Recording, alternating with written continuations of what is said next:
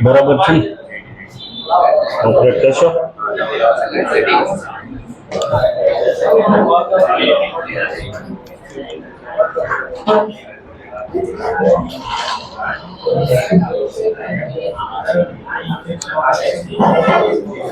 पंखो बंद कर देना बस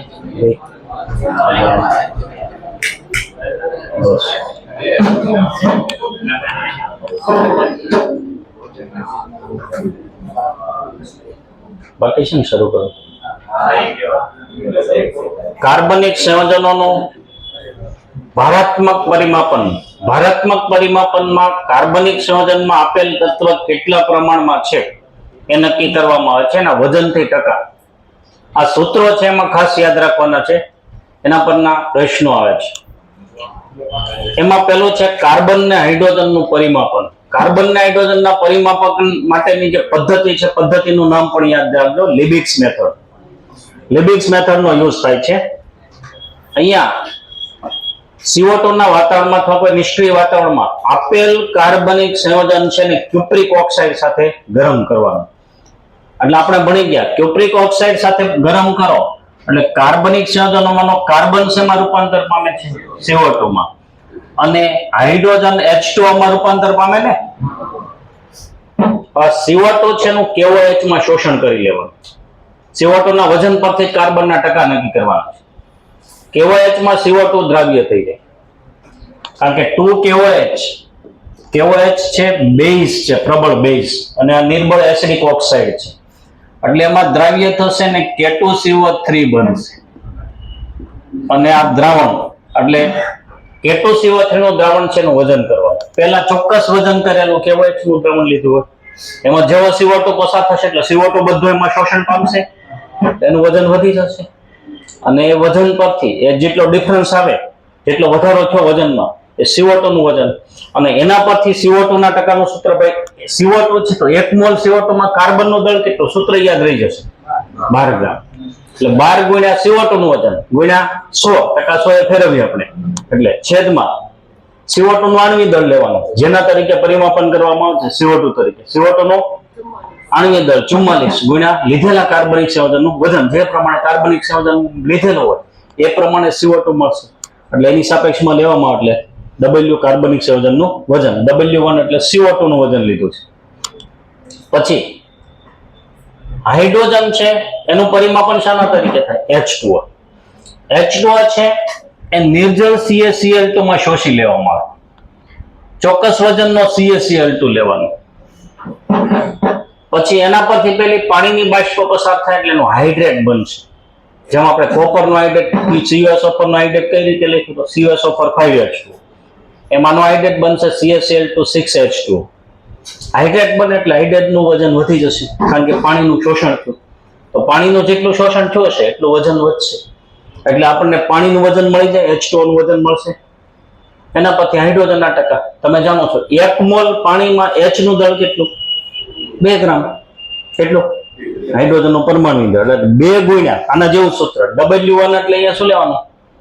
પાણીનું વજન મળતું ઉત્પન્ન થતા પાણીનું વજન ગુણ્યા 100 છેદમાં પાણીનું આણ્વિક દળ કેટલું? 18 એટલે અહીંયા 44 ને બદલે અહીંયા 18 આવશે, તો ગુણ્યા W. સૂત્રો યાદ રહી ગયા બંને? આમાં ટકા શોધવાના પ્રશ્નો આવે છે કાર્બન ને હાઇડ્રોજનના. એટલે percentage of carbon is equal to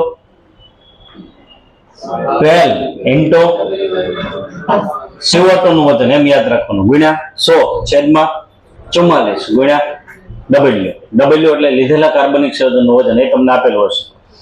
પછી પર્સન્ટેજ ઓફ H હાઇડ્રોજનના ટકા તો 2 ગુણ્યા H2O તરીકે પરિમાપન કરવામાં આવે છે ને 2 ગુણ્યા H2O નું વજન ગુણ્યા 100 છેદમાં 18 ગુણ્યા W. નાઇટ્રોજનનું પરિમાપન, નાઇટ્રોજનનું પરિમાપન છે એના માટેની 2 પદ્ધતિ છે. એમનું પરિમાપન ખાસ ધ્યાનમાં રાખજો, એના પ્રશ્નો ઘણા પૂછેલા છે. એક છે ન્યુમાની પદ્ધતિ, બીજો ઝેલ્ડા પદ્ધતિ. ન્યુમાની પદ્ધતિમાં નાઇટ્રોજનનું પરિમાપન N2 તરીકે કરવામાં આવે છે. શાના તરીકે? કાર્બનિક સંયોજનમાં રહેલો N છે N2 તરીકે પરિમાપન કરવામાં આવે છે. અહીંયા ક્યુપ્રિક ઓક્સાઇડ સાથે સંયોજનને ગરમ કરવાનું, નિષ્ક્રિય વાતાવરણમાં ક્યુપ્રિક ઓક્સાઇડ સાથે ગરમ કરો એટલે CO2 અને H2O તો બને જ, કારણ કે કાર્બનિક સંયોજનમાં કાર્બન ને હાઇડ્રોજન હોય, એમાં કાર્બન CO2 માં રૂપાંતર પામશે, હાઇડ્રોજન H2 માં. પણ જે નાઇટ્રોજન છે કાર્બનિક સંયોજનમાંનો N એ N2 માં રૂપાંતર પામે છે. ક્યુપ્રિક ઓક્સાઇડ સાથે શેમાં રૂપાંતર પામે છે? N2 માં રૂપાંતર પામે છે. બરાબર?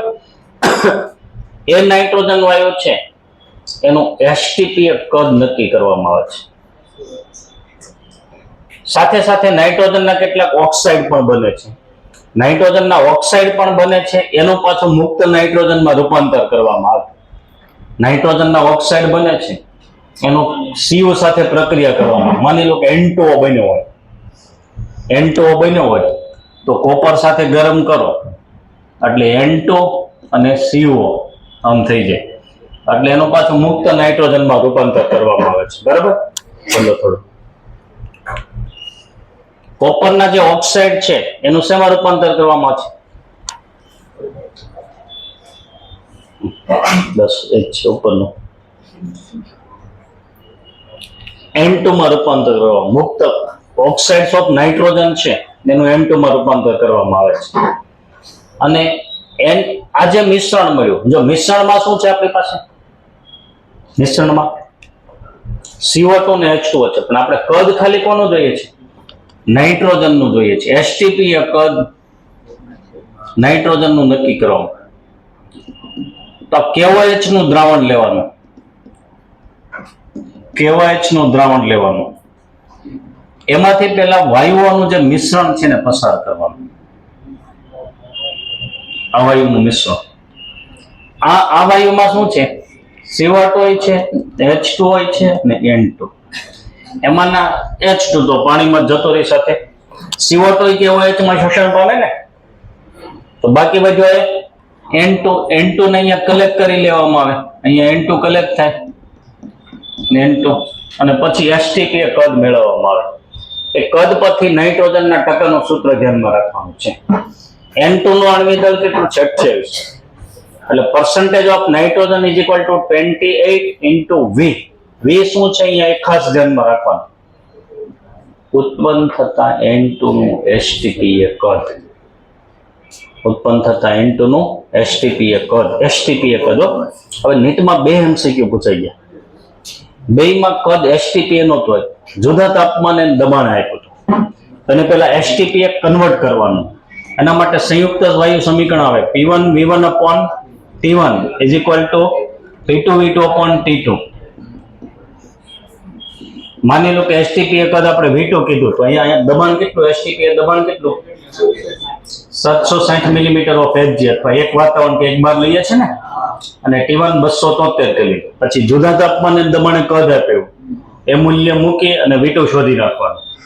બે દાખલા પૂછાણા એમાં, પણ એમાં N2 સાથે બે દાખલા પૂછાણા, N2 સાથે પાણીની બાષ્પ પણ હતી અને પછી કૌંસમાં પાણીનું બાષ્પ દબાણ આપેલું હતું. તો ડાલ્ટનના નિયમ પ્રમાણે મિશ્રણનું કુલ દબાણ શું થાય? ઘટક વાયુઓના આંશિક દબાણના સરવાળા બરાબર. એટલે જે દબાણ આપ્યું હતું, માની લો કે 715 મિલીમીટર ઓફ Hg આપ્યું છે અને કૌંસમાં એ આખા વાયુ મિશ્રણનું દબાણ છે, પાણીનું અને N2 બેયનું થઈ ગયું. એમાં પાણીનું બાષ્પ દબાણ 15 મિલીમીટર ઓફ Hg આપ્યું, તો 15 આમાંથી બાદ કરો એટલે N2 નું દબાણ મળે. એટલે આ રીતનો પ્રશ્ન પૂછાઈ ગયો હતો. પેલા આ કન્વર્ટ કરવું પડે. એ આપણું V1 થયું, P1 આપેલું હતું, T1 આપેલું હતું, P1 આપ્યું હતું, T1 આપ્યું હતું, બરાબર. તો આપણને V2 મળી જાય. એટલે પહેલા આપણે કન્વર્ટ STP કરવાનું. બે દાખલા પૂછાણા, એમાં આ પહેલા કરવાનું તો આ પ્રોસેસ, અને પછી STP કદ શોધી અને આ સૂત્રનો યુઝ કરવાનો. છેદમાં 22,400 એટલે 1 મોલ વાયુનું કદ થઈને STP ગુણ્યા W. લીધેલા કાર્બનિક સંયોજનનું વજન એ બધા સૂત્રોમાં આવશે છેદમાં W. ખ્યાલ આવી ગયો? ડ્યુમાની પદ્ધતિમાં નાઇટ્રોજનનું પરિમાપન શાના તરીકે કરવામાં આવે છે? N2. ડ્યુમાની પદ્ધતિમાં નાઇટ્રોજનનું પરિમાપન N2 તરીકે કરવામાં આવે છે. એ ધ્યાનમાં રાખવાનું. સૂત્ર percentage of N2 is equal to 28 ગુણ્યા V. V એટલે શું? N2 વાળું STP કદ. એટલે જુદા તાપમાને દબાણ આપેલું હોય તો એને પેલા STP કન્વર્ટ કરવાનું, બરાબર. ગુણ્યા 100 છેદમાં 22,400 ગુણ્યા W. સેકન્ડ મેથડ છે જેલ્ડા પદ્ધતિ. જેલ્ડા પદ્ધતિ છે, જેલ્ડા પદ્ધતિ એમાં નાઇટ્રોજનનું પરિમાપન એમોનિયા તરીકે કરવામાં આવે છે. શેના તરીકે? એમોનિયા. જેલ્ડા પદ્ધતિમાં એમોનિયા તરીકે. ધ્યાનમાં રાખજો. કાર્બનિક સંયોજનનું જાણીતું વજન છે અને પોટેશિયમ સલ્ફેટ ને કોપર સલ્ફેટ ની હાજરીમાં સાંદ્ર સલ્ફ્યુરિક એસિડ સાથે ગરમ કરો. એટલે કાર્બનિક સંયોજનોમાંનો જે નાઇટ્રોજન છે એ એમોનિયમ સલ્ફેટમાં રૂપાંતર પામશે. NH4 twice SO4 એમોનિયમ સલ્ફેટમાં રૂપાંતર પામે. એની આલ્કલી સાથે પ્રક્રિયા લો, બરાબર. NaOH સાથે આમ લો 2NaOH આલ્કલી સાથે પ્રક્રિયા એટલે 2 mall ammonia plus Na2SO4 2NaSO4 Na2SO4 પછી અહીંથી 2H ને 2OH એટલે 2H2 આમ થાય. એટલે એમોનિયા જે મળે છે તમે જાણો છો એમોનિયા બેઝ છે, નિર્બળ બેઝ છે ને, એટલે એનું એસિડ વડે તટસ્થીકરણ થાય. એસિડનું કદ નક્કી કરવાનું. એટલે જે ઉત્પન્ન થતો જે એમોનિયા છે એનું સલ્ફ્યુરિક એસિડ કે HCl જેવા પ્રમાણિત એસિડ વડે અનુમાપન કરવામાં આવે છે. એમાં એસિડનું કેટલું કદ વપરાય નક્કી કરવામાં આવે, એ પ્રમાણે એમોનિયા હોય. તો એના પરથી નાઇટ્રોજનના ટકા 1 મોલ એમોનિયામાં N કેટલો હોય? 14 ગ્રામ હોય ને. એટલે પછી ગુણાકાર ભાગાકાર કરીને અમુક પોઈન્ટ ઉડાડીને સૂત્ર ધ્યાનમાં રાખવાનું છે. percentage of N is equal to 1.4 into V મિલીલીટરમાં. ભાઈ V એ એટલે અહીંયા 100 નથી લખ્યા, અહીંયા મિલીલીટર, લીટર ને બદલે લખો 1000 ને, એટલે આખું 1.4 વાળું સૂત્ર લખ્યા. 1.4 into V મિલીલીટરમાં, પણ V શું છે? અહીંયા ઉત્પન્ન થતા એમોનિયાનું કદ નથી. ઉત્પન્ન થતા એમોનિયાનું કદ નથી, પણ એમોનિયાના તટસ્થીકરણ માટે જે એસિડ વપરાય છે એસિડનું કદ છે. શું? એમોનિયાના તટસ્થીકરણ માટે વપરાતા એસિડનું કદ. જેલ્ડા પદ્ધતિમાં નાઇટ્રોજનનું પરિમાપન એમોનિયા તરીકે કરવામાં આવે છે, પણ અહીંયા ઉત્પન્ન થતા એમોનિયાનું કદ નહીં, પણ એમોનિયાના તટસ્થીકરણ માટે વપરાતા એસિડનું કદ મિલીલીટરમાં ગુણ્યા એસિડની નોર્માલિટી ઓફ એસિડ. હવે દાખલો પૂછાઈ ગયો, એમાં એસિડની મોલારિટી આપી, સલ્ફ્યુરિક એસિડ આપ્યો. તો આમાં આપ્યું હતું પોઈન્ટ, માની લો કે 0.2 મોલર H2SO4 આપ્યું હોય, તો H2SO4 ડાયબેઝિક એસિડ છે ને, એટલે એની નોર્માલિટી કેટલી થશે? 0.4, ડબલ થાય મોલારિટી કરતા. એટલે અહીંયા નોર્માલિટી લેવાની એ ભૂલ ન થવી જોઈએ. આપ્યો એ મોલારિટી ને આપણે સીધું મોલારિટી મૂકી દઈએ તો ખોટો જવાબ આવશે, બરાબર? છેદમાં W, લીધેલા કાર્બનિક સંયોજનનું વજન W. મોલારિટી ગુણ્યા કદ એટલે કદ લીટરમાં લઈએ તો મોલ, કદ મિલીલીટરમાં લઈએ તો મોલારિટી ગુણ્યા કદ એટલે મિલીમોલ.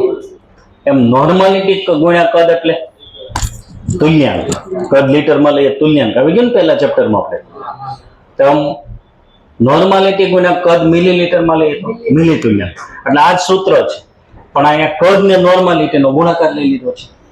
નોર્માલિટી ગુણ્યા કદ મિલીલીટરમાં એટલે મિલી તુલ્યાંક, મિલી ઇક્વિવેલન્સ ઓફ એસિડ એટલે એસિડના મિલી તુલ્યાંક, બરાબર? છેદમાં W.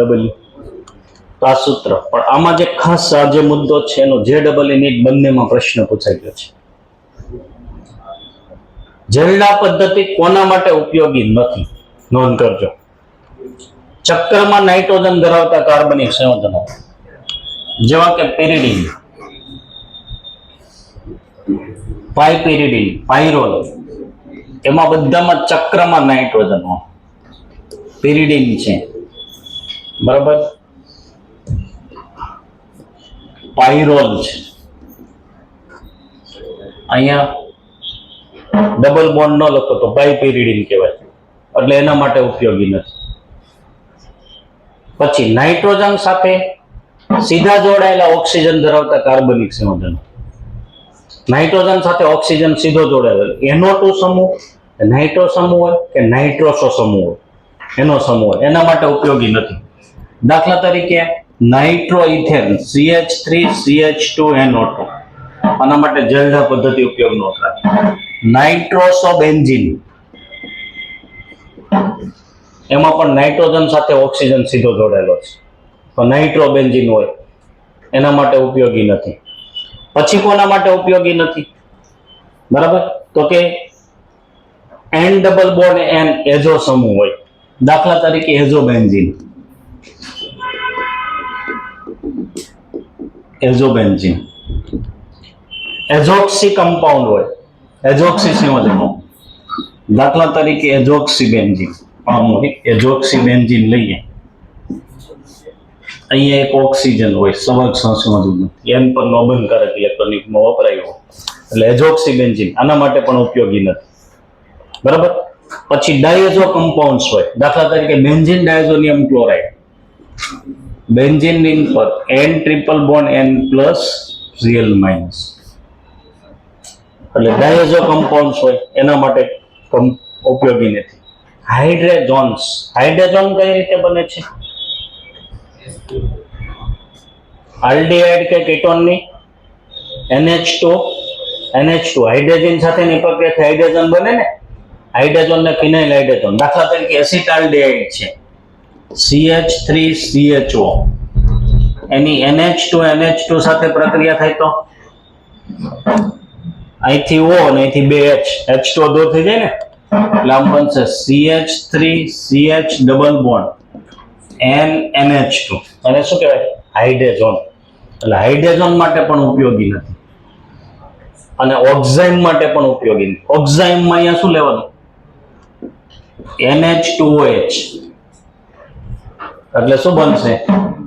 CH3CH double bond NOH. બેન્ઝાલ્ડેહાઇડ લીધો છે, અહીંયા બેન્ઝીન રિંગ આવે, બરાબર?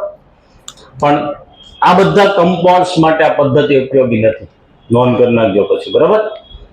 એટલે આ ટાઈપના તમને બંધારણ આપેલા આવા 2 પ્રશ્નો પૂછેલા છે. જો પ્રશ્ન નંબર 55 જો આમાં લો તો ફટાફટ એ જાય છે.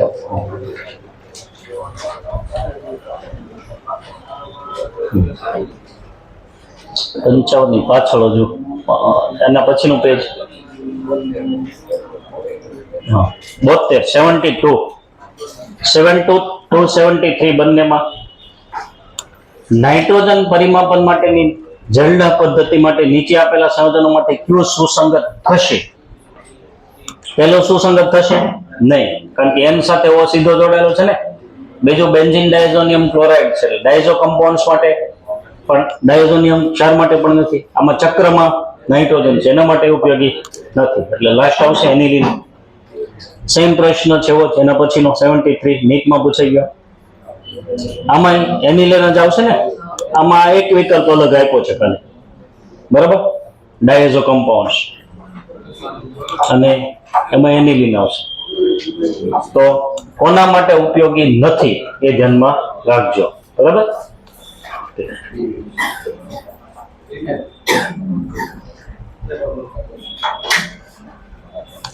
ચલો નોટ ડાઉન કરી લો,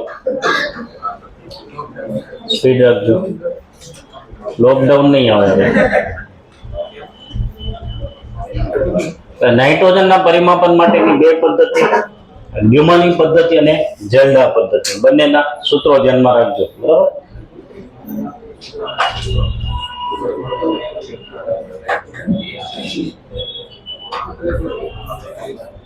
આગળ હેલોજન નું બાકી છે, આગળના પેજમાં.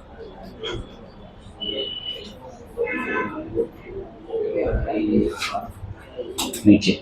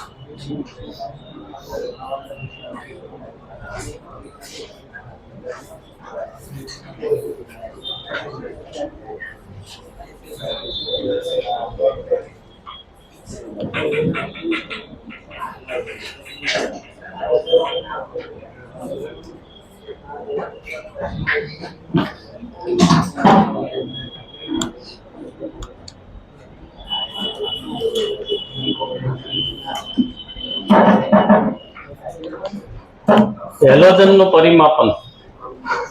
ચલો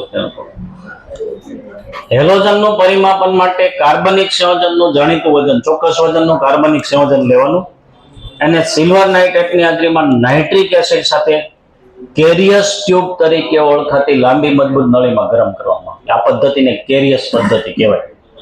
હેલોજનના પરિમાપન માટેની પદ્ધતિ કેરિયસ પદ્ધતિ. એટલે કેરિયસ નળીમાં ગરમ કરવામાં આવે તો હેલોજન જે છે કાર્બનિક સંયોજનમાંનું અદ્રાવ્ય સિલ્વર હેલાઇડમાં રૂપાંતર પામે. એટલે કાર્બનિક સંયોજનમાં ક્લોરીન હોય તો AgCl, બ્રોમિન હોય તો AgBr અને આયોડિન હોય તો AgI માં રૂપાંતર પામે. સિલ્વર નાઇટ્રેટ લીધેલું છે એટલે એની સાથેની પ્રક્રિયાથી સિલ્વર હેલાઇડ બને છે.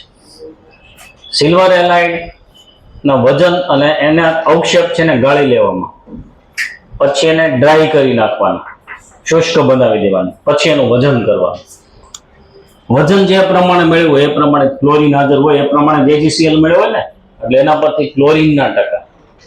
તો જેમ સૂત્ર આપણે હાઇડ્રોજન માટે અને કાર્બન માટે કાર્બનના ટકા માટે લખ્યું બંને સેમ આ રીતે લખી શકાશે.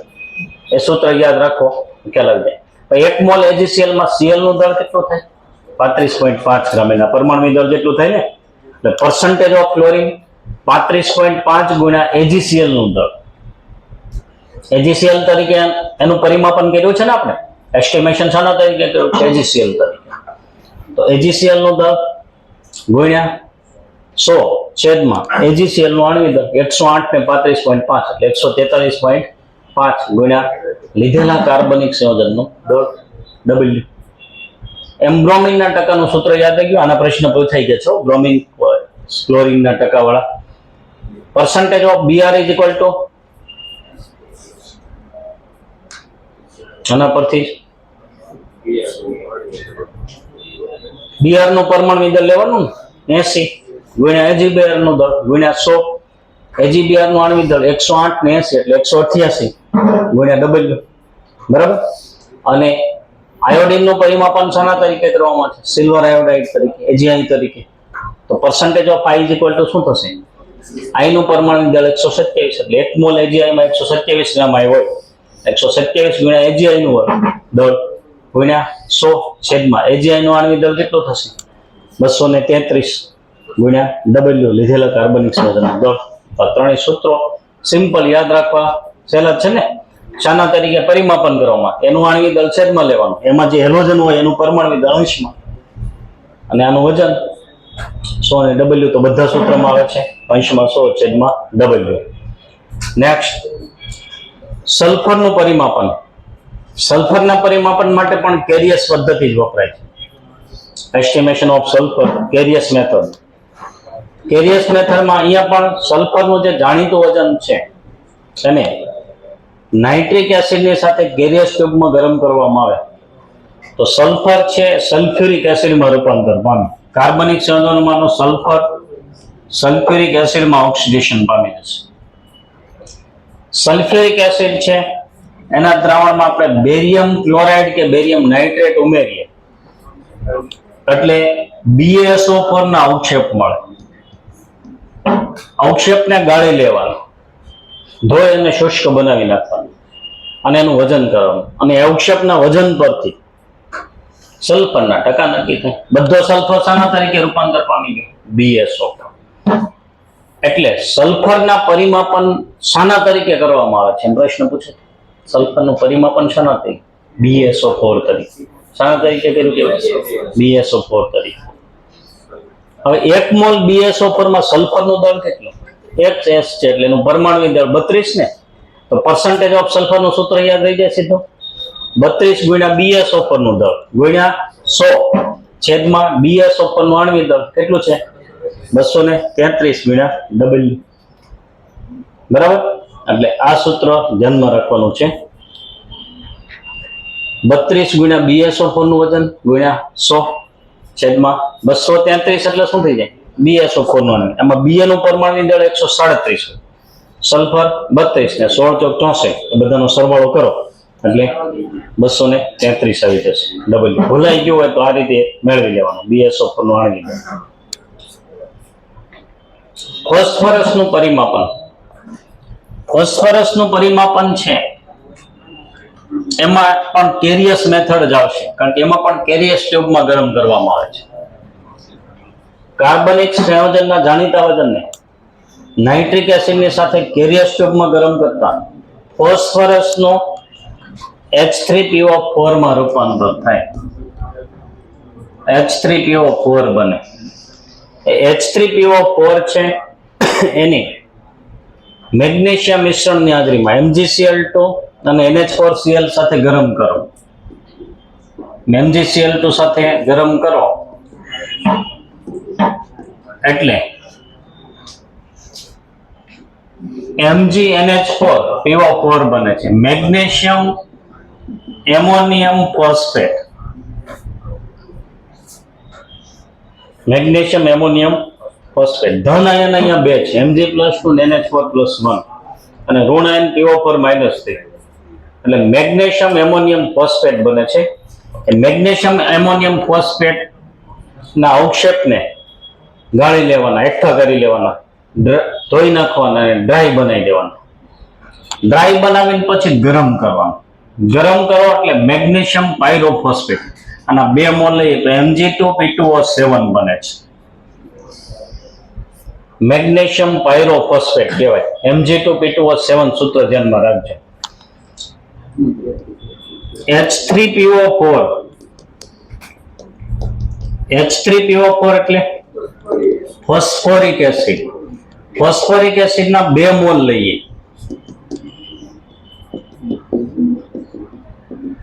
આ 2 મોલ એમાંથી પાણીનો અણુ દૂર કરીએ. આપણે પાણીનો અણુ દૂર કરીએ એટલે વચ્ચે O આવી જશે ને. તો આને ડાય અથવા પાયરોફોસ્ફોરિક એસિડ કહેવાય. શું કહેવાય? ડાય અથવા પાયરોફોસ્ફોરિક એસિડ. એટલે એમાં સૂત્ર થશે H4 P2O7 ને 4H 2P અને 7O. H4 P2O7 ને ડાય અથવા પાયરોફોસ્ફોરિક એસિડ કહેવાય. હવે એનો ઋણાયન કયો છો? પાયરોફોસ્ફેટ.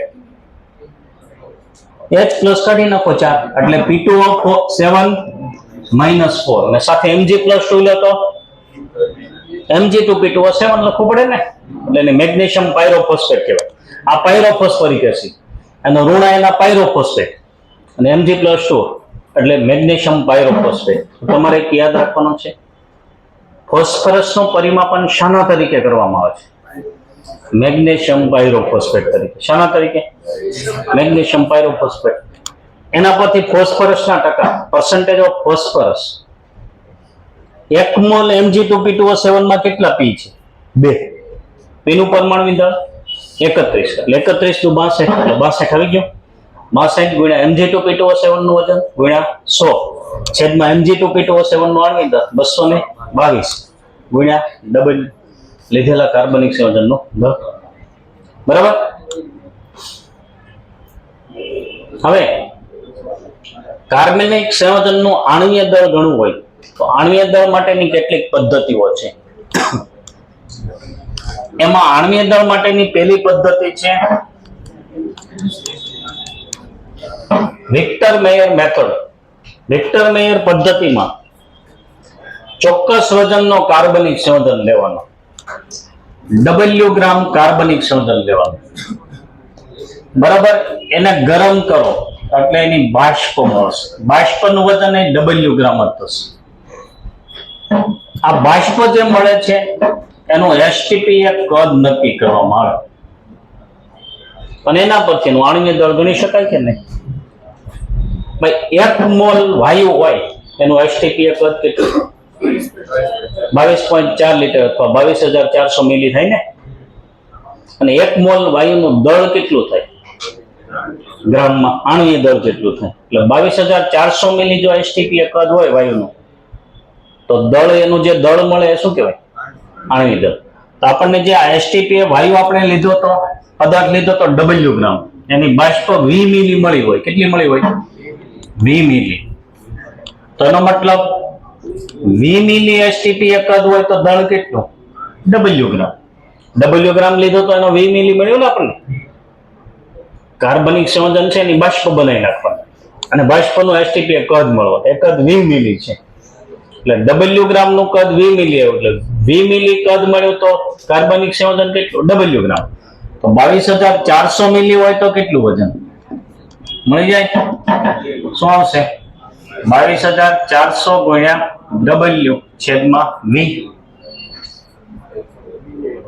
તો સૂત્ર એ તો શું થાય? 22,400 મિલી નું દળ એટલે STP 22,400 મિલી વાયુનું દળ શું થાય? આણ્વીય દળ. આણ્વીય દળ. બરાબર. આણ્વીય દળ બરાબર શું થશે? સંયોજનનું વજન ગ્રામમાં ગુણ્યા 22,400 છેદમાં STP વાયુનું કદ, સંયોજન દ્વારા મળતી બાષ્પનું STP કદ મિલીલીટરમાં લેવાનું. લીટરમાં હોય તો અહીંયા 22.4. સિલ્વર ક્ષાર પદ્ધતિ એ કાર્બનિક એસિડ હોય એનો આણ્વીય દળ નક્કી કરવા માટે ઉપયોગી છે. Silver salt method. કાર્બનિક એસિડ છે એનો અદ્રવ્ય સિલ્વર ક્ષાર મેળવવામાં આવે. સિલ્વર નાઇટ્રેટ સાથે કે પ્રક્રિયા કરો એટલે RCOOAG. પછી એને ગરમ કરો એટલે વિઘટન પામે, ડીકાર્બોક્સિલેશન પણ કહેવાય. CO2 અહીંથી દૂર થઈ જાય અને સિલ્વર મળે છે, સિલ્વર ધાતુ. આ ક્ષારનું વજન અને સિલ્વરનું વજન એના બંને પરથી આ જે એસિડ છે એનું આણ્વીય દળ નક્કી કરવામાં આવે. આ પ્રમાણે જેટલો ડાયબેઝિક એસિડ હોય તો અહીંયા 2 COOH હોય તો 2 AG આવ્યા હોય એ પ્રમાણે સિલ્વર મેળવો. એટલે એસિડની બેઝિકતા ધ્યાનમાં લેવી પડે. બરાબર. એટલે સૂત્ર સીધું યાદ રાખવાનું છે. એસિડનું આણ્વીય દળ બરાબર N ગુણ્યા સિલ્વર ક્ષારનું વજન. અહીંયા જે સિલ્વર ક્ષાર મળે છે RCOOAG એ સિલ્વર ક્ષારનું વજન એટલે ક્ષારનું વજન છેદમાં સિલ્વરનું વજન. સિલ્વરનું આણ્વીય દળ પરમાણ્વીય દળ 115 8 માઇનસ 107. આ સૂત્ર ધ્યાનમાં રાખવાનું છે એસિડ આણ્વીય દળ માટે. બરાબર, n એટલે શું? એસિડની બેઝિકતા ગુણ્યા સિલ્વર ક્ષારનું વજન છેદમાં મુક્ત થતા એના વિઘટનથી મુક્ત થતા સિલ્વરનું વજન ગુણ્યા 108 માઇનસ 107. એક H વિસ્થાપિત થયો હોય ને એજી વડે. હવે ક્લોરોપ્લેટિનેટ પદ્ધતિ એ કાર્બનિક બેઝ માટે વપરાય છે. કાર્બનિક બેઝનું આણ્વીય દળ નક્કી કરવા માટે. કાર્બનિક બેઝ છે ને હાઇડ્રોક્લોરોપ્લેટિનિક એસિડ એટલે H2PtCl6. PtCl કોર લઈએ એની HCl સાથે પ્રક્રિયા કરીએ તો H2PtCl6 થાય. PtCl6 - 2 સંકીર્ણ આયન હોય એટલે આ ડાયબેઝિક એસિડ છે. 2H+ આપી શકે ને, ડાયબેઝિક એસિડ છે. એટલે ડાયબેઝિક એસિડ છે એની બેઝ સાથે પ્રક્રિયા કરવામાં આવે તો બેઝ અહીંયા 2H+ નું વિસ્થાપન થાય ને એટલે બેઝના 2 મોલ આવશે. જો એનું સામાન્ય સૂત્ર B2H2PtCl6 થશે. બરાબર, જે ક્ષાર બને છે, પ્લેટિનિક ક્ષાર બને છે એનું સામાન્ય સૂત્ર. અને એને ગરમ કરો એટલે મુક્ત પ્લેટિનમ મળે. સમીકરણ નથી મહત્વનું, સૂત્ર. તો બેઝનું આણ્વિક દળ અહીંયા n/2 કેમ લીધું? કારણ કે આપણે જે એસિડ લીધો છે એ કેવો છે? ડાયબેઝિક એસિડ. એટલે 2 વડે ભાગીને બેઝનું આણ્વિક દળ થાય સીધો. n એટલે બેઝની એસિડિકતા. ઉપરના સૂત્રમાં n એસિડની બેઝિકતા, અહીંયા આપણે બેઝનું આણ્વિક દળ લઈએ એટલે બેઝની એસિડિકતા /2 ગુણ્યા પ્લેટિનિક ક્લોરાઇડ એટલે જે ક્ષાર મળે છે ક્ષારનું વજન છેદમાં પ્લેટિનમનું વજન ગુણ્યા 195 - 410. આ સૂત્ર ધ્યાનમાં રાખવાનું છે. 195 એટલે Pt નું પરમાણ્વીય દળ થાય અને આખાનું આણ્વીય દળ ને એમાંથી H+ બાદ કરો એટલે 410 આવશે. બરાબર, એટલે બેઝના આણ્વીય દળનું આ સૂત્ર. બરાબર, n/2 ગુણ્યા પ્લેટિનિક ક્લોરાઇડ નું વજન છેદમાં પ્લેટિનમનું વજન ગુણ્યા 195 - 410. કાર્બનિકમાં આપણે બેઝ કોને ખાસ અભ્યાસ કરીશું? એમાઇન્સ. બધા એમાઇન સંયોજનો છે ને બેઝ તરીકે લઈશું. એટલે એની આ પ્લેટિનિક ક્લોરાઇડ ક્લોરોપ્લેટિનિક એસિડ સાથે પ્રક્રિયા થાય એનું ક્ષાર બને. એ ક્ષારનું વજન કરવાનું. ક્ષારને પાછો ગરમ કરો તો વિઘટન પામીને પ્લેટિનમ મળે. પ્લેટિનમનું વજન કરવાનું. એટલે ક્ષારનું વજન છેદમાં પ્લેટિનમનું વજન ગુણ્યા 195 - 410 ને આખાને ગુણ્યા n/2. n શું લેવાનું? બેઝની એસિડિકતા. હવે આ સૂત્રો આપણે ફર્સ્ટ ચેપ્ટરમાં આવી ગયા. તમને તત્વોનું વજનથી ટકાવાર પ્રમાણ મળે એના પરથી આપણે શું નક્કી કરતા હતા? પ્રમાણ સૂચક સૂત્ર. પ્રમાણ સૂચક સૂત્ર છે એના પરથી પ્રમાણ સૂચક સૂત્ર દળ મળે. એ પ્રમાણ સૂચક સૂત્ર દળ વડે આપણે આણ્વીય દળને વડે ભાગીએ તો ગુણક સંખ્યા n મળે અને ગુણક સંખ્યા n ને n વડે પ્રમાણ સૂચક સૂત્રને ગુણીએ તો આણ્વીય સૂત્ર મળે. એ ફર્સ્ટ ચેપ્ટરમાં આવી ગયા. અહીંયા પાછા રિપીટેશનમાં આવશે. કાર્બનિક સંયોજનમાં રહેલા ઓક્સિજન ના પરિમાપન માટે આપણે કોઈ પદ્ધતિ નથી. બાકી જે પર્સન્ટેજ વધે બધા તત્વો નક્કી થઈ ગયા. માની લો કે બધા તત્વોના વજનથી ટકા નક્કી કર્યા અને 76% આવ્યા તો બાકીના 24% ઓક્સિજન ગણી લેવાનું. બરાબર, એટલે ઓક્સિજનનું આ રીતે ઓક્સિજનના પરિમાપન માટે કોઈ સીધી પદ્ધતિ નથી. કે પછી ટકાવાર પ્રમાણ નક્કી કરીને ઓક્સિજન હાજર છે કે નહીં એ નક્કી થઈ જાય. આણ્વીય દળ આપણે નક્કી કરવું હોય તો આણ્વીય સૂત્ર પ્રાયોગિક રીતે તેના માટે દ્રવ્યમાન સ્પેક્ટ્રોમીટર નામના સાધનનો ઉપયોગ થાય. માસ સ્પેક્ટ્રોસ્કોપી થાય. બરાબર, એનો ઉપયોગ થાય. પછી ક્રિયાશીલ સમૂહના પ્રકાર નક્કી કરવા હોય. કયો ક્રિયાશીલ સમૂહ કાર્બનિક સંયોજનમાં હાજર છે? COOH હાજર છે, આલ્કોહોલિક OH છે, ફિનોલિક OH છે. બરાબર, કીટોન સમૂહ છે, આલ્ડીહાઇડ છે, નાઇટ્રો સમૂહ છે. એ નક્કી કરવું હોય તો IR સ્પેક્ટ્રોસ્કોપી, ઇન્ફ્રારેડ સ્પેક્ટ્રોસ્કોપી અને NMR એટલે ન્યુક્લિયર મેગ્નેટિક રેઝોનન્સ સ્પેક્ટ્રોસ્કોપીનો યુઝ થાય. એમાં એ સ્પેક્ટ્રોસ્કોપ નામનું સાધન હોય એમાં એનું આખું એપારેટસ હોય, એનું સાધન હોય, એમાં નળી હોય છે ટેસ્ટ ટ્યુબ જેવી, એમાં પેલું દ્રાવણ ભરવાનું આવે આપેલ કાર્બનિક સંયોજન પ્રવાહી હોય કે એનું યોગ્ય દ્રાવકમાં દ્રાવણ. પછી સ્પેક્ટ્રોસ્કોપ ચાલુ કરો એટલે એના ગ્રાફ મળે ચોક્કસ આ રીતે. આ જે પીક્સ મળે એના પરથી કેટલી તરંગ લંબાઈનું શોષણ થાય છે કે એ બધું મળે, અને એના પરથી એ ક્રિયાશીલ સમૂહ કયો હાજર છે એ નક્કી થઈ શકે છે. એટલે સ્પેક્ટ્રોસ્કોપીનો યુઝ થાય. પ્રશ્નો પૂછી નાખે એટલે ધ્યાનમાં રાખજો. પ્રેક્ટિકલ કેમેસ્ટ્રીનો આ ભાગ છે આખું ચેપ્ટર. એટલે એના દ્વારા સરળતાથી આ નક્કી થઈ શકે છે. અને જો આપણે બંધ કોણ માપવો હોય, બંધ લંબાઈ માપવી હોય તો પછી ક્ષ-કિરણ વિવર્તન પદ્ધતિ એક્સ-રે ડિફ્રેક્શન મેથડનો યુઝ થાય છે. ઓકે, એમસીક્યુ તમને આપેલા સોલ્વ કરવા, એમાં ક્વેરી ડાઉટ બોલો. પેલા 1 થી 10 માં કોઈ પહેલો કાર્બનિક સંયોજનની શુદ્ધતા માટેના કેટલાક માપદંડ આપ્યા છે. એમાં શ્રેષ્ઠ માપદંડ કયો છે? જો ગલન બિંદુ શુદ્ધ પદાર્થનું ચોક્કસ મળે, અશુદ્ધ પદાર્થ હોય તો ચોક્કસ મળે નહીં. રંગ તો બે સંયોજનોના સમાન પણ હોય છે, એટલે રંગ જોઈને આપણે એમ ન કહી શકીએ આ જ સંયોજન હશે.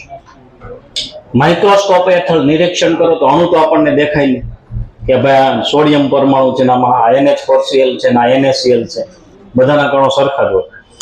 મિશ્રણનું ગલન બિંદુ આપણે દ્રાવણોમાં ભળી ગયા. ગલન બિંદુ છે, અશુદ્ધિ ઉમેરો તો ઘટે ને. ઘટાડો કે પ્રમાણે થાય, કેટલો થશે? જે પ્રમાણે અશુદ્ધિ હોય એના પરથી મિશ્રણનું ગલન બિંદુ માપો. શુદ્ધ પદાર્થનું ગલન બિંદુ જાણીતું હોય, મિશ્રણનું ગલન બિંદુ માપો એટલે અશુદ્ધિનું પ્રમાણ મળી જાય કે નહીં. એટલે મિશ્રણનું ગલન બિંદુ શ્રેષ્ઠ પદ્ધતિ છે. નેક્સ્ટ પછી એટલામાં ત્રીજો પદ benzoic acid, iso એમાઇલ alcohol, cyclohexene ને સાયક્લોહેક્ઝેનમાંથી સાયક્લોહેક્ઝેનનું શુદ્ધિકરણ માટે જો ઉધ્રોપાતનમાં બેન્ઝોઇક એસિડ ઉધ્રોપાતી છે થોડો અંશે પણ, એટલે એ મેથડ એટલે નથી આપી અહીંયા આન્સર. પણ મેથડ બેસ્ટ મેથડ કઈ છે? ક્રિસ્ટલાઇઝેશન. ક્રિસ્ટલાઇઝેશન બધાનું જુદા જુદા તાપમાને થાય, એટલે સ્ફટિકીકરણ કરો બરોબર, એનાથી અલગ પડી શકાય છે. છઠ્ઠો, નીચેના પૈકી કોનો સમાવેશ નિસ્યંદનમાં નથી થતો? નિસ્યંદનમાં અવસ્થાનો ફેરફાર થાય ને, પ્રવાહીમાંથી બાષ્પ બને બરાબર, બાષ્પ પછી સંઘનન પામીને પ્રવાહીમાં, એટલે સંઘનન નહીં આવે બરાબર. કન્ડેન્સર માંથી પસાર કરીએ એટલે બાષ્પ છે સંઘનન પામે એટલે પ્રવાહીમાં રૂપાંતર. ઉત્કલન થાય છે પણ બાષ્પાયનનો સમાવેશ લેતો નથી. શા માટે? જો ઉત્કલન ને બાષ્પાયન વચ્ચે શું ડિફરન્સ? ઉત્કલનમાં પ્રવાહીમાંથી બાષ્પમાં રૂપાંતર થાય ને, બાષ્પાયનમાંથી પ્રવાહીનું બાષ્પમાં રૂપાંતર. પણ ઉત્કલન એટલે ઉત્કલન બિંદુ જેટલા તાપમાને આપણે બાષ્પમાં રૂપાંતર કરીએ છીએ એને ઉત્કલન કહેવાય. બાષ્પાયન કોઈ પણ તાપમાને થાય. એટલે ઉત્કલન છે એ લઈએ છીએ આપણે નિસ્યંદનમાં ઉત્કલન બિંદુ જેટલા તાપમાને ગરમ કરીએ છીએ એટલે ઉત્કલન આવશે, પણ બાષ્પાયન નહીં આવે. એમને રાખી નથી મૂકતા, જાતે બાષ્પીભવન થઈને પછી કન્ડેન્સર માંથી પસાર થાય એમ નહીં બરાબર. એટલે બાષ્પાયનનો સમાવેશ નથી થતો. પછી પેલી સાઈડ 15 વરાળ નિસ્યંદનમાં બાષ્પશીલ કાર્બનિક સંયોજનનું બાષ્પ દબાણ બોલો વાતાવરણના દબાણ કરતા ઓછું હોય ને, 12 થી 15 મિલીમીટર, 10 થી 15 મિલીમીટર ઓફ Hg જેટલું રાખે છે ને, એટલે ઓછું. નેક્સ્ટ, વરાળ નિસ્યંદનમાં કયું લાગુ પડતું નથી? લાગુ પડે છે. પેલું, વિઘટન સાથે પ્રવાહીનું નિસ્યંદન કરે નહીં. વરાળ નિસ્યંદનમાં તો સ્ટીમ દ્વારા ખાલી નિસ્યંદન થાય, પદાર્થનું વિઘટન ન થાય. વિઘટન થાય તો એ પદાર્થ જ ન મળે આપણને. નિસ્યંદન ખૂબ સરળ છે, નહીં સ્ટીમ પસાર કરવી પડે છે. વિઘટન ટાળવા પ્રવાહીનું નિસ્યંદન કરવામાં આવે છે. શેના માટે? એ કોનો સિદ્ધાંત છે? શૂન્યાવકાશ નિસ્યંદનનો છે, વરાળ નિસ્યંદનનો નથી. શૂન્યાવકાશ નિસ્યંદન, એટલે આમાંથી એકેય લાગુ પડતો નથી, એટલે non of this approach. Next બોલો, પછીનો પેજ.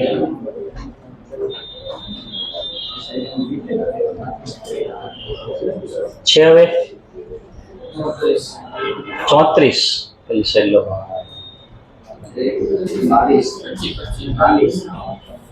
શર્કરાઓ માટે પદ્ધતિ કઈ છે? ટોલ્યુઇનના વરાળ નિસ્યંદનમાં બાષ્પમાં ટોલ્યુઇનનું દબાણ શું હોય? બેરોમીટરના દબાણ કરતા ઓછું હોય. બતાવો, સિમ્પલ જ આવી ગયો. નીચું દબાણ રાખવામાં વરાળનું બાષ્પ દબાણ ઓછું હોય. નેક્સ્ટ 23 માં જુઓ, આ તો તમે ફિક્સ જાણો છો. ઓર્થોનાઇટ્રોફિનોલ ને પેરાનાઇટ્રોફિનોલ એટલે વરાળ નિસ્યંદન, એટલે બી સામે પી વાળા બે વિકલ્પ બે કેન્સલ થઈ ગયા, બંનેમાં એ સામે તો આર છે. અપરિષ્કૃત નેફ્થા, જેમ પેટ્રોલિયમ છે નું નિસ્યંદન શાના તરીકે કરવામાં આવે છે? વિભાગીય. અપરિષ્કૃત નેફ્થા, નેફ્થા પેટ્રોલિયમ જેવું પેટ્રોલિયમનું મિશ્રણ હોય એમાં જ નેફ્થા આવે, બરાબર? એટલે એમાં પણ શું આવે? વિભાગીય નિસ્યંદન આવશે. અને ગ્લિસરોલ આવ્યું એટલે ઘટાડેલા દબાણ હેઠળ નિસ્યંદન, બરાબર? એમાં આન્સરમાં સુધારો કરજો, પાછો આન્સર કીમાં સી આવશે ને. પછી પેલી સાઈડ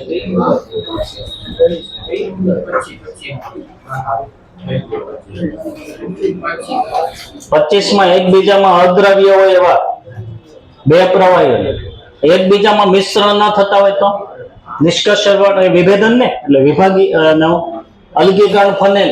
અલગીકરણ ફનેલમાં બંને લેવાના, આપણે પેટ્રોલ ને પાણી હોય અને ઉદાહરણ આપ્યું એટલે વિભાગીય.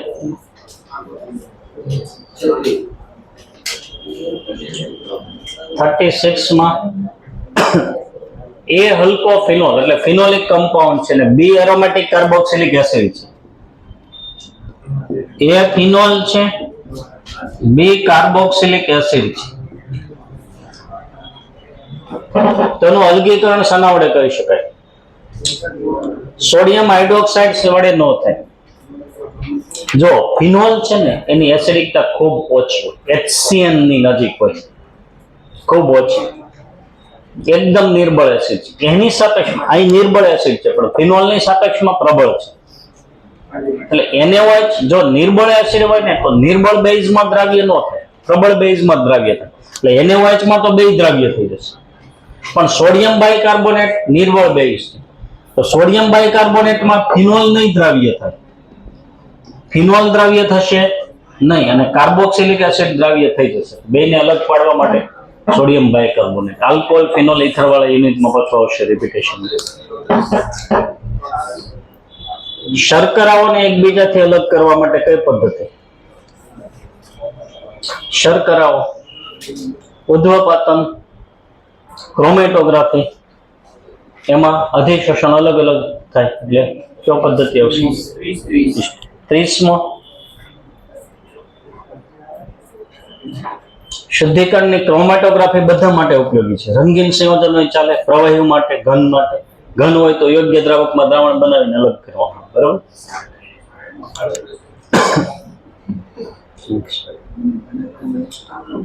હવે જુઓ, કપૂર અને બેન્ઝોઇક એસિડનું મિશ્રણ. બેન્ઝોઇક એસિડ વધારે ઉધ્વપાતન નથી પામતો પણ થોડોક તો ઉધ્વપાતન પામે. એટલે કપૂર પાછો ઉધ્વપાતી પદાર્થ છે એટલે એના માટે ઉધ્વપાતન નો અભાવ થઈ શકે. સાથે બેન્ઝોઇક એસિડ પણ થોડોક મળે એટલે એના માટે રાસાયણિક પદ્ધતિ શ્રેષ્ઠ છે. બેન્ઝોઇક એસિડ હોય એટલે સોડિયમ બાયકાર્બોનેટ નું દ્રાવણ ઉમેરવાનું. કપૂર એમાં દ્રાવ્ય નહીં થાય, બેન્ઝોઇક એસિડ દ્રાવ્ય થશે, પછી ગાળી લેવાનું. ગળણ પદ્ધતિ અલગ થઈ જાય, બરાબર? નેક્સ્ટ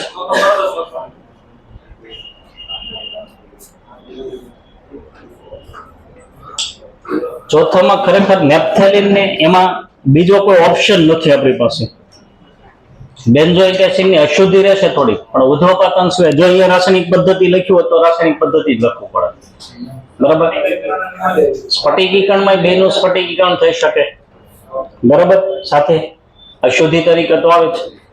બે કાર્બનિક છે એટલે દ્રાવ્ય જે અશુદ્ધિઓ અકાર્બનિક હોય ને એક કાર્બનિક હોય તો સ્ફટિકીકરણ શ્રેષ્ઠ ગણાશે.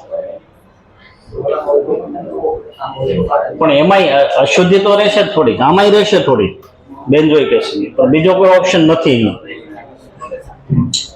પછી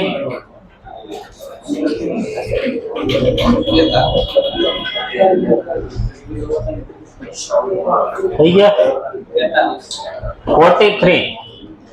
ભાઈ ડાયઝોનિયમ ક્ષાર છે એના માટે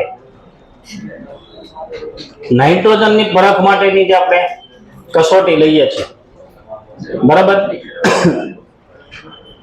એ લેસાઇન કસોટી ઉપયોગી નથી. માની લો કે બેન્ઝીન ડાયઝોનિયમ ક્લોરાઇડ છે, ડાયઝોનિયમ ક્ષાર અસ્થાયી હોય એટલે FeSO4 ની હાજરીમાં પ્રુશિયન વાદળી રંગ આપે છે નહીં, એ નહીં આપે, કારણ કે ડાયઝોનિયમ ક્ષાર અસ્થાયી હોય એટલે નાઇટ્રોજન આમાંથી છૂટો પડી જાય. નાઇટ્રોજન છૂટો પડી જાય એટલે પછી નાઇટ્રોજનની પરખ માટેની કસોટી જ છે, એટલે કસોટી મળવાની નથી, એટલે એમાં કસોટી નહીં મળે. અકાર્બનિક હોવાથી ચોક્કસ રંગ જોવા મળતો નથી, એનો આવે કારણ. સોડિયમ સાથે ડાયઝોનિયમ સંયોજન સોડિયમ એઝાઇડ બનાવે છે NaN3, તેથી કસોટી નિષ્ફળ નીવડે, એની આવે. પણ મેઇન કારણ શું હશે? ગરમ કરો એટલે ડાયઝોનિયમ ક્ષાર નાઇટ્રોજન ગુમાવી દે, નાઇટ્રોજન ગુમાવી દે એટલે કસોટી નિષ્ફળ નીવડે છે.